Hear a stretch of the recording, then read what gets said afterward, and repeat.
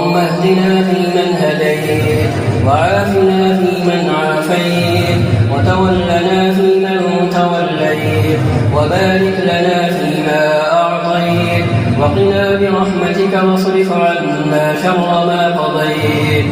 إنك تقضي ولا يقضى عليك إنه لا يذل من واليت ولا يعز من عاديت تباركت ربنا وتعاليت نستغفرك ونتوب إليك نستغفرك ونتوب إليك نستغفرك ونتوب إليك اللهم إنا نسألك الهدى والتقى والعفاف والغنى